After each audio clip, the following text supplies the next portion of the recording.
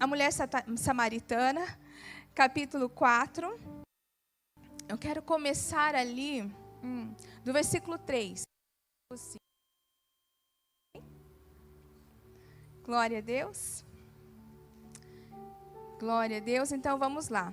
4, do 3 em diante, diz assim. Eu amo esses meninos abençoados. Deixou a Judeia, retirando-se outra vez para a Galileia. E era-lhe necessário, coloca essa palavra no coração, diga para você, é necessário atravessar a província de Samaria. Próximo. Chegou, pois, a uma samaritana chamada Sicar, terras que Jacó dera a seu filho José. Estava ali a fonte de Jacó. Cansado da viagem, assentaram-se Jesus junto a por volta. Nisto veio uma mulher samaritana tirar água e disse-lhe Jesus: dá-me de beber. Pois seus discípulos tinham ido à cidade comprar alimentos. Então lhe disse a mulher samaritana: como pedes a mim, que sou mulher samaritana? Porque os judeus não se dão com os samaritanos. Até aqui, por enquanto, a gente vai dar uma passada, né, sobre isso. Algumas passagens importantes eu quero com você. Antes de entrarmos na figura da mulher samaritana, eu quero falar uma coisa. Volta para mim lá em que diz... No 4, estava ali a fonte de Jacó. Cansado da viagem. Deixa eu ver ali, é 4 mesmo? 6. Estava ali. Cansado da viagem, assentara-se junto à fonte por volta da hora sexta. Essa hora sexta tem algumas interpretações, a maioria é meio-dia, e eu gosto de pensar dessa forma também. Mas, independente disso, Jesus estava cansado. Sabe, essa é para você, homem, também. João tem um feeling, uma coisa tão linda de mostrar Jesus Cristo quanto homem nessa terra. Ele fala das debilidades, das dores, das injustiças, do sofrimento. Ele mostra muito essa parte, porque enquanto nessa terra Jesus era 100% homem, ele sentia todas as dores, todas as dificuldades, todas as diversidades que nós passamos, Jesus passou, né? Ele sentiu dor.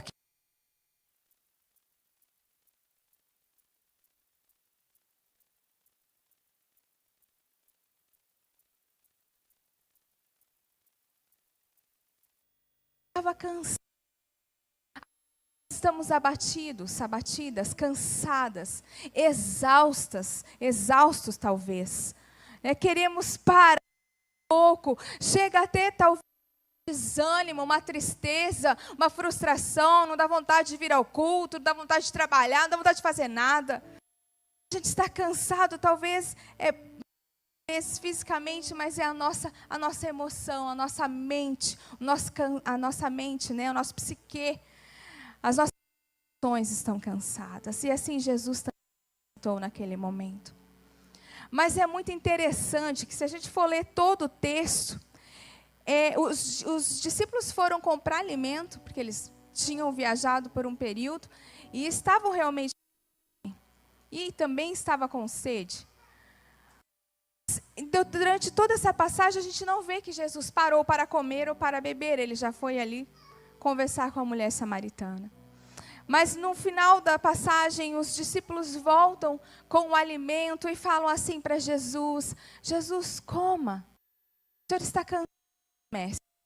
O Senhor está com sede. Senta-se aqui e coma, né? Vamos transliterar aqui. Aí coloca para mim lá no 34, fazendo um grande favor.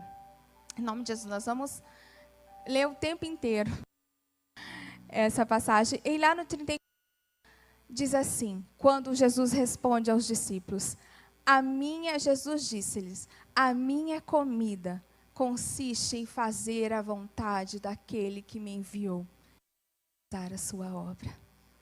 Aleluia. Essa já é uma resposta para mim e para você.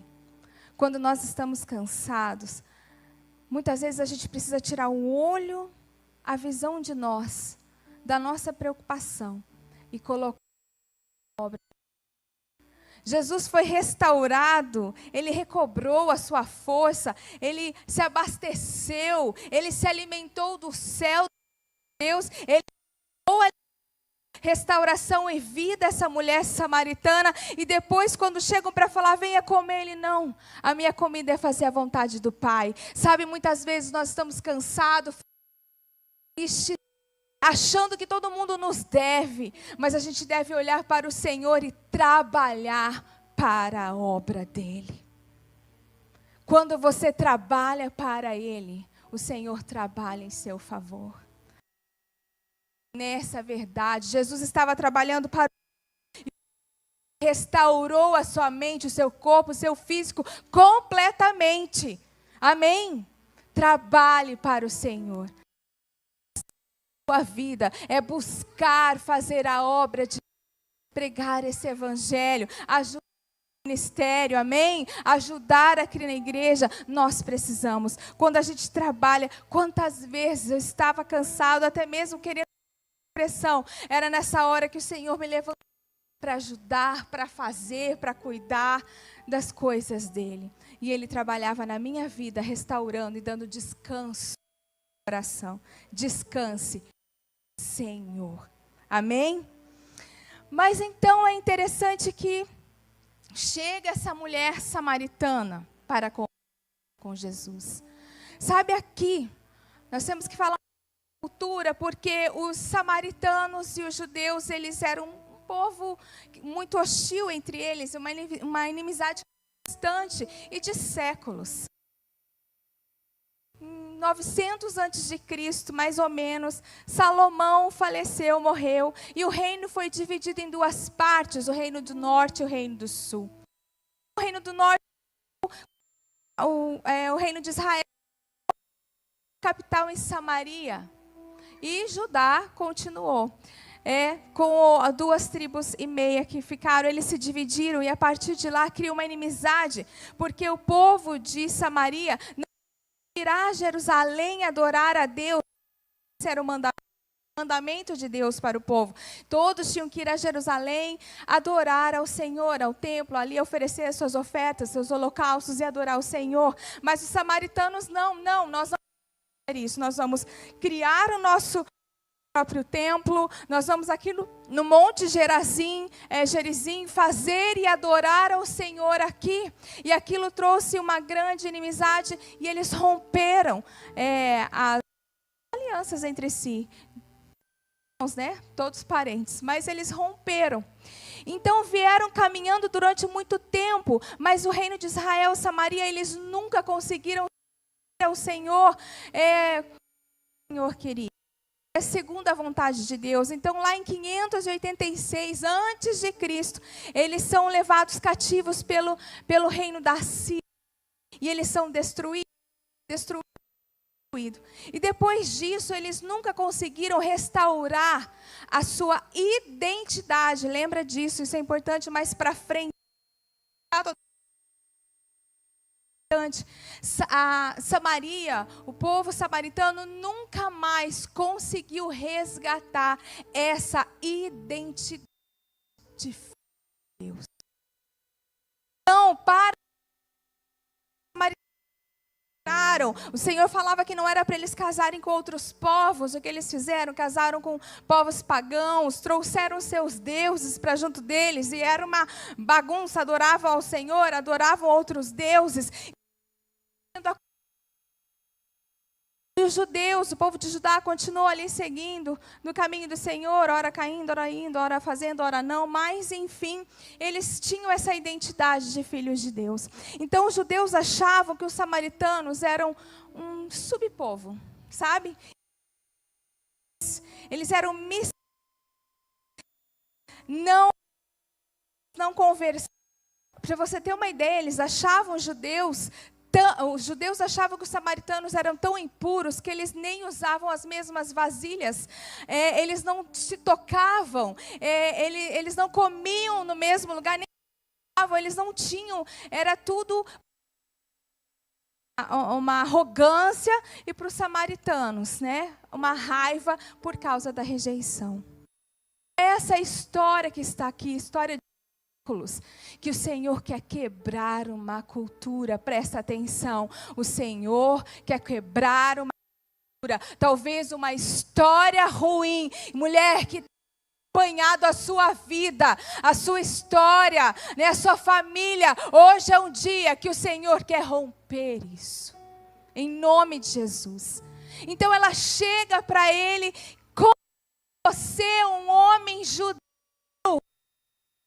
comigo, uma samaritana. Nessa fala há uma rejeição, há uma revolta, há um sentimento de oposição, de inimizade. E assim hoje, sobre fases, às vezes a mulher passa, né, na sua conversão, no seu período, ou até mesmo quando está fora da vontade ou da palavra do Senhor. Assim há essa inimizade, e o Senhor está ali para quebrar. A primeira visão que a mulher samaritana tem, ela vê Jesus como um inimigo. Como pode uma pessoa, nós hoje,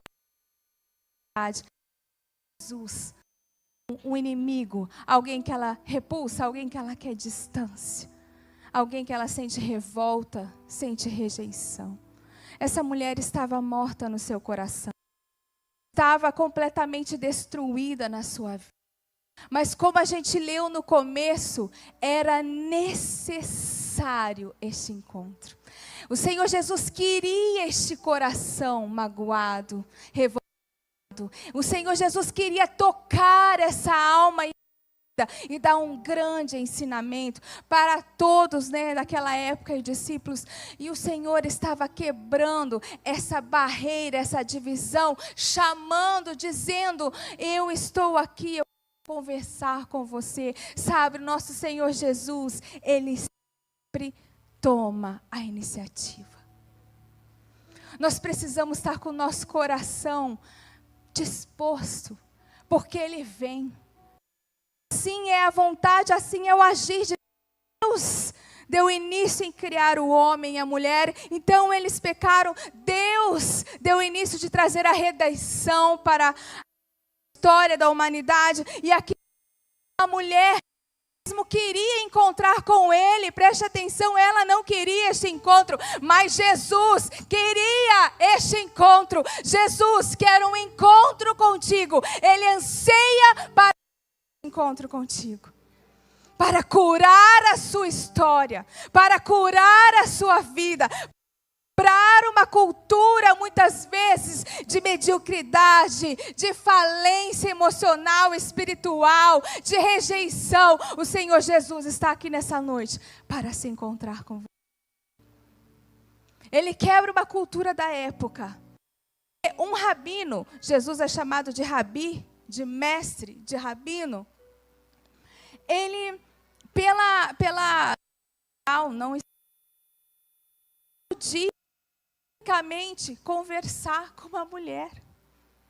Quanto mais uma samaritana. Isso era um escândalo. Pensa num escândalo hoje. Isso era um escândalo.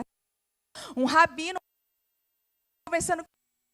conversando com uma samaritana. Meu Deus, não podia.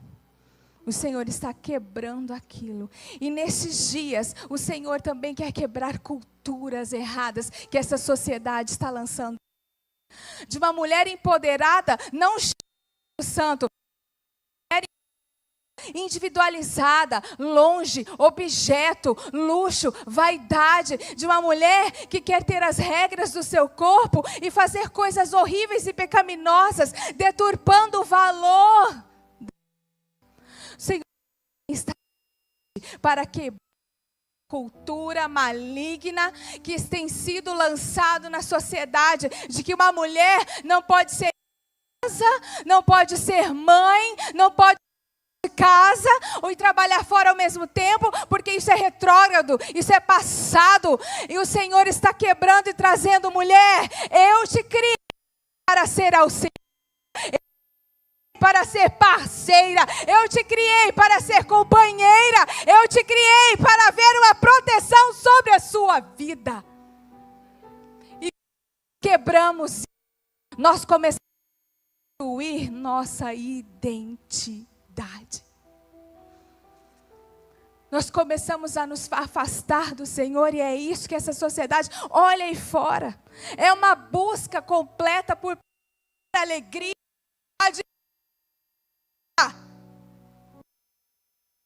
Mas se a gente ficar olhando as coisas na internet, mulheres perfeitas, gente, por favor, tem um monte de retoque ali, vocês sabem, né? A gente coloca também. A gente disfarça um pouquinho. Mas é ilusão. Porque a palavra de Deus nos diz em João: esse mundo tem opções, nós estamos ainda nessa carne, essa carne é pecaminosa, ainda há problemas, nós vamos passar por dificuldades, mas o Senhor diz: não tenha medo, mulher, eu estarei com você todos os dias. Vida, a sua identidade e fazendo você entender que a felicidade plena você não vai ter aqui, a felicidade plena você vai ter comigo na eternidade. É isso. Paradigmas, mentiras colocam sobre nós mulheres, perfeição, loucuras. Claro que eu quero pôr botox, mulheres, agora eu vou falar para vocês. Claro que a gente puder, a gente faz, mas tem gente que é doente por isso. Tem mulheres que estão com 70, 80 anos e parece uma coisa desconfigurada. Tem identidade do Senhor. Quando eu ser vó, eu vou ser vó. Muito. Pelo amor de Deus, é adolescente ainda. Quando nós tivermos que passar pelas etapas, mulher, nós precisamos nos preparar. Vou dizer, jovem, 40 chega. Depois dos 30 voa. Não voa, mulherada? Nós temos que nos preparar. Vai chegar o 40, vai chegar o 50, vai chegar o 60, vai chegar o 70, e eu posso ouvir glória a Deus. Porque são sobre as esse padrão que Jesus quer quebrar. A sua beleza, como a pastora Vivian falou aqui, excede aos rubis, porque não é só por fora. A nossa beleza é o nosso caráter. Mulher, você é linda, porque você é honesta, porque você é serva, porque você é fiel, porque você ama, porque você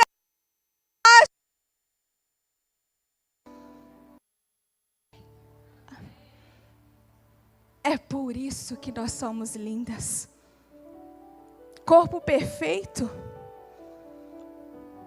não vai ter, gente. Vai chegar uma hora que chegar. Louvado seja o nome do Senhor. E o Senhor queria esse encontro, e Ele quer um encontro com você. Essa história é maravilhosa.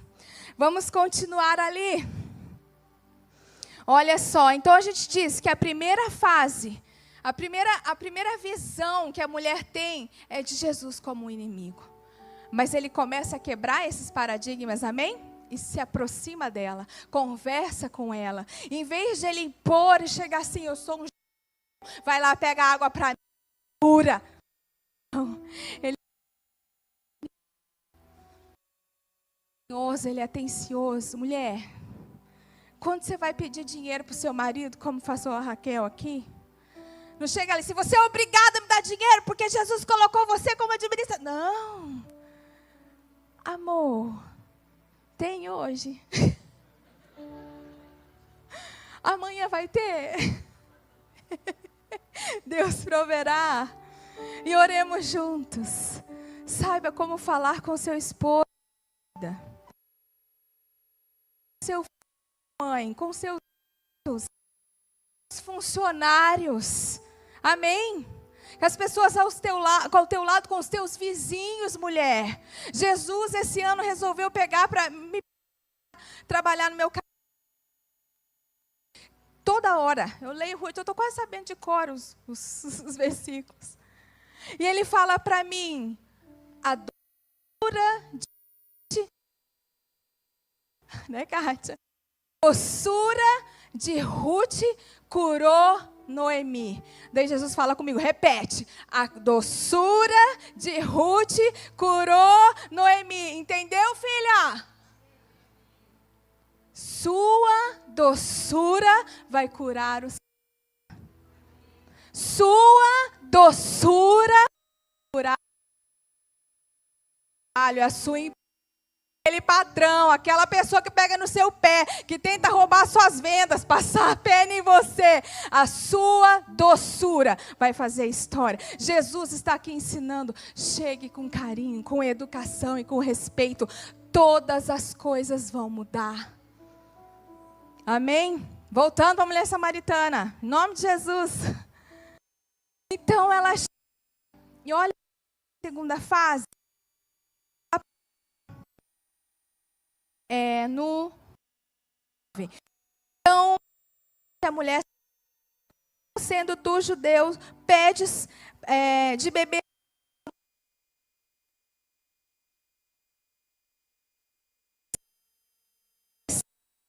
o dom de Deus. E quem é que te pede, dá-me de beber, tu lhe pedirias, e ele te daria água viva. Ora, machereca. Qual é a fonte que nós estamos bebendo? Será que a gente está indo para um poço toda hora? No fundo, com águas paradas, com a mesma coisa? Qual é a fonte? Ele está falando assim, fonte, mulher, que você quer essa fonte passado, porque você tem que vir nesse horário, você tem que vir sozinha, porque você se sente rejeitada e envergonhada pela vida que você leva, ou você quer beber da fonte da vida, onde eu te curo, onde eu restauro a sua vida, onde eu mudo a história. É a fonte que nós temos que aprender a buscar. Muitas vezes nós estamos buscando na fonte e o Senhor fala, venha a mim. Isaías 55 diz, aquele que tem sede, venha às águas. E hoje Jesus da graça diz, eu sou essa fonte, eu sou essa água em mim. Não adianta querer beber do seu marido achando que ele vai curar você. Ele não pode, ele não consegue. Ele pode te ajudar. Não adianta tentar beber da fonte do pastor, da sua pastora, achando que podemos te ajudar. Mas quem vai curar é a fonte da vida. Ele quer intimidade contigo. Ele não quer uma religiosidade como nós cantamos hoje. Ele quer falar e ser ouvido por nós. Aleluia. É dessa fonte. Então, agora ela começa a olhar para ele e fala assim, mas então, o Senhor é maior que Jacó. Está dizendo que fonte que jorra e que essa água não acaba, eu quero. Mas só que aí quando ela vê ele dessa forma, ela está vendo não a intimidade, a profundidade que Jesus ainda quer, porque ele ainda vai continuar trabalhando na vida dela, nós já vamos falar sobre isso. Mas ela está vendo uma resposta momentânea. Ela queria sair meio de ruim, sozinha, e ir lá pegar água para não ser vista, para não ser apontada, para não sentir vergonha. Ela queria resolver aquele problema somente. Mas Jesus estava oferecendo uma fonte de água ininterrupta, que é eterna, que é para sempre. Uma fonte que não cura o pouco, sabe? Às vezes nós chegamos, Você, mulher, aqui, com nossa vida quase que obcecada, querendo uma resposta única. Senhor, resolve meu problema. Senhor, eu quero casar. Senhor, eu quero comprar o carro. Senhor, eu quero pagar. Senhor, eu quero fazer isso. Senhor, pega aquele lá que está me agindo contra mim. Faz a sua justiça. A gente está olhando com um padrão humano, terreno. Se a cara está falando, eu quero água, dentro do seu coração. Eu não quero resolver um problema, eu quero mudar a história da sua vida. E para Ele mudar a história da sua vida, mulher, Ele precisa tratar no seu coração, tratar no meu coração, tratar no nosso caráter, na nossa conduta, história, tratar tudo, diga, tratar tudo. Vamos lá? Tratar tudo. Amém. Não é algo, não é pouco.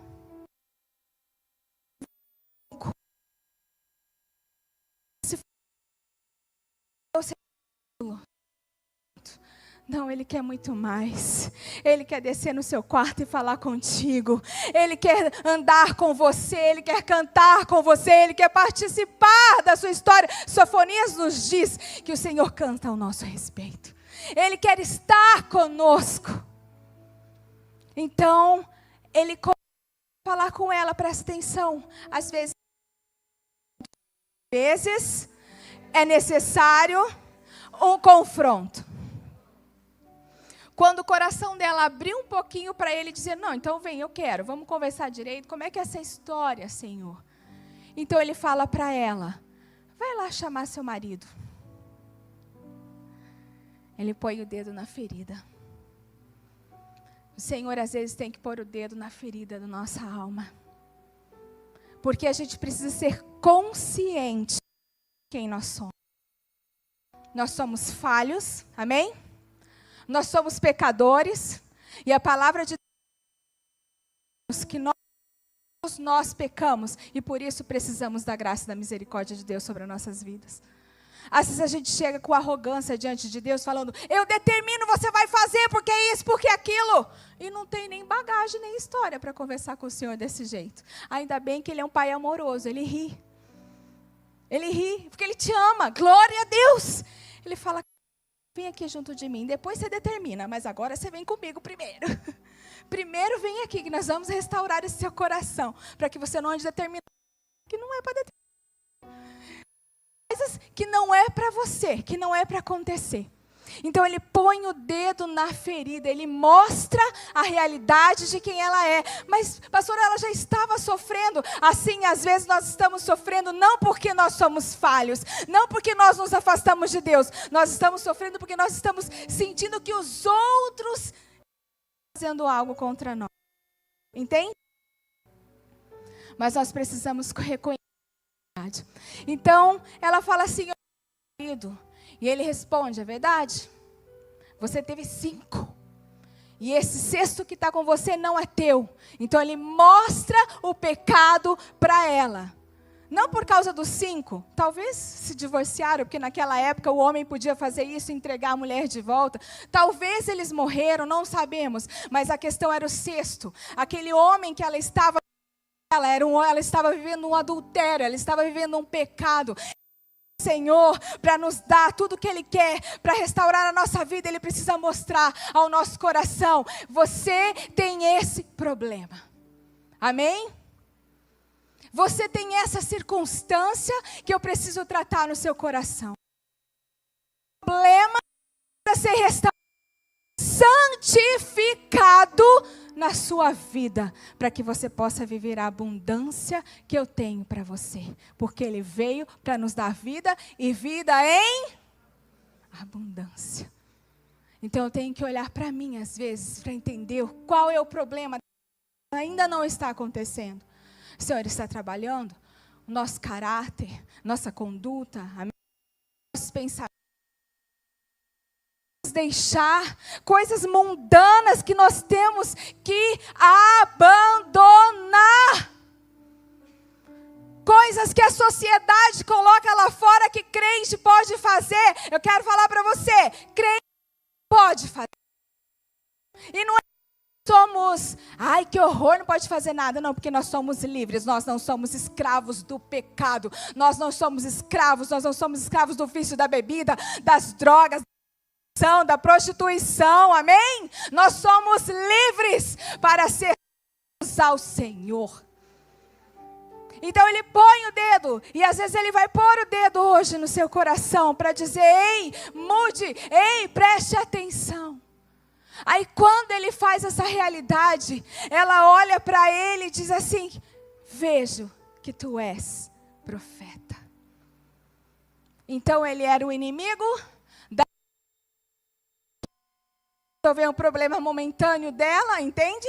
Agora é um profeta, ela está começando a se aproximar.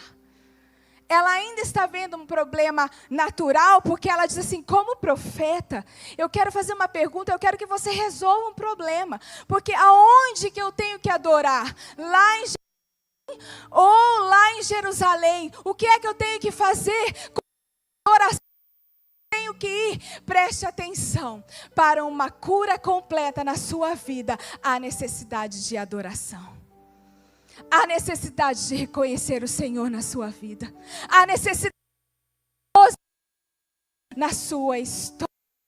Sabe, ela viu ele como um profeta, que ele podia fazer, essa visão já é boa, é maravilhosa, porque o Senhor, ele é Rafa, ele é o Deus que cura, ele é o Tio de guerra, ele é a justiça, provedor, ele é isso, é que ela teve, daquilo que ele realmente poderia fazer, da história que ela poderia mudar. Glória a Deus. Mas ainda haveria uma revelação muito maior de quem é o Senhor na minha vida e na sua vida. E isso vem através da adoração, da contemplação dele, do tempo diante dele. Aleluia. Diz assim lá, vamos abrir para a gente ler então,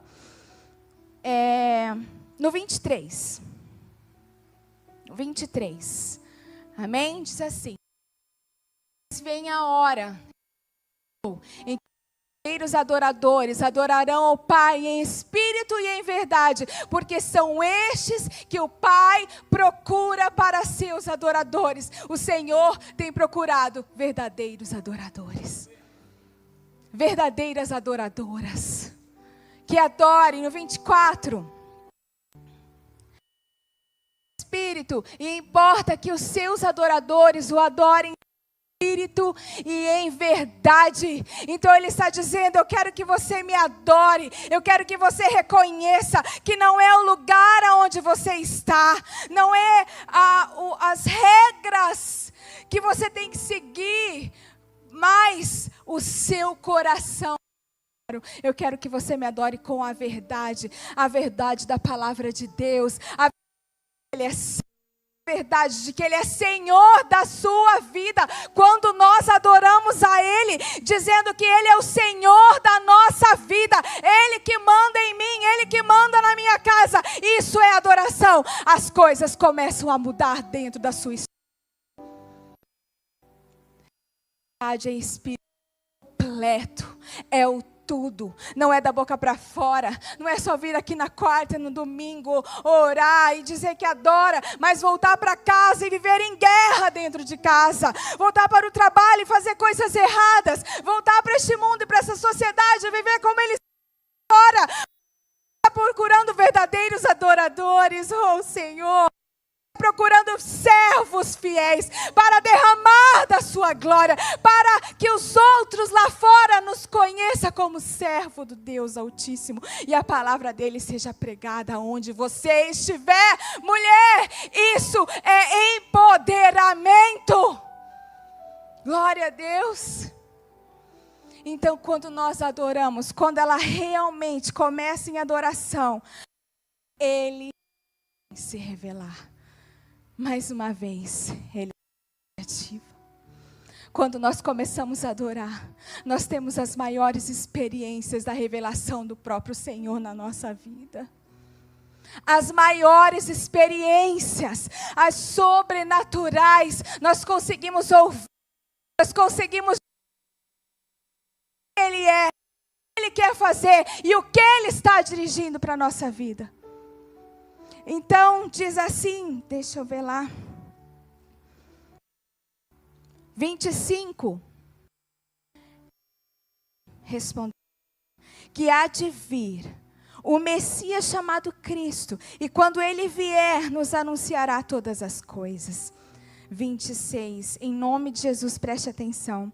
Disse-lhe Jesus: eu sou, eu que fico. Ah, minha irmã, ah, servo do Deus Altíssimo, o Senhor quer falar com você e comigo. Ele quer se revelar quem Ele é, o que Ele gosta. Ele quer revelar os propósitos dele para a sua vida. Ele quer revelar: eu sou o Messias. Eu não sou só aquele que pode fazer algo. Eu sou aquele que te salva e vem te buscar. Vai te fazer na comigo. Carne é passageira, mas se você crê em mim, mesmo que morra, ressuscitará naquele grande dia, e nós viveremos juntos para sempre. Ele é o Messias, e há aqui adoradores que esperam. Quando isso abre os nossos olhos, nós contemplamos o Senhor, nós contemplamos a majestade, nós contemplamos a beleza, e nós somos revestidos da glória de Deus, e nós vitória. Aí, minha irmã, começa a determinar: diabo na minha casa, não. Diabo na minha casa, sai. Diabo, filhos, não. Aí, com essa autoridade que só essa revelação pode te dar, ande como a mulher mais bela, mais perfeita e mais linda dessa terra, determinando a verdade de Cristo sobre a sua história. Você que vencedora, você é amada, você é perfeita, você aos olhos do Pai é perfeita, mulher. O Senhor te trouxe aqui hoje à noite para dizer: a minha revelação é que quando eu olho a do sangue do meu filho e eu vejo você, a minha glória, como por espelhos, somos transformadas de glória em glória, segundo a imagem dele. Isso é poder, isso é revelação do Senhor para mim e para você. Muda a minha história, a sua história. Nós não saímos mais daqui as mesmas, nos sentindo miseráveis, nos sentindo rejeitadas. Vocês não são. Você vai começar a falar: rejeição, diabo, sai da minha vida. Você é uma mentira e eu não aceito isso sobre mim. Ah, falaram lá atrás: você não vai casar, você não vai dar certo, não vai prosperar. Você vai determinar essa palavra: Satanás, essa mentira sobre, porque eu tive um encontro com o Messias. Ele muda a história. Então ela teve essa revelação completa. E quando ela teve essa revelação, o que foi que ela fez? Quero ler com vocês para a gente terminar, em nome de Jesus, no 28. Deixou o seu cântaro e foi à cidade e disse àqueles homens: vinde comigo e vede um homem que me disse tudo quanto tenho feito. Será ele porventura o Cristo? Sabe quando Deus nos reveste, nós precisamos falar, nós precisamos ministrar, nós precisamos orar pelos outros, nós precisamos ir aos lugares, trazer cura e redenção, como houve para nós. Coloque de favor. Mulher, feche seus olhos. Homem, feche seus olhos nessa noite. Tu és o amado. Esperamos tanto. Ah, tu és aquele que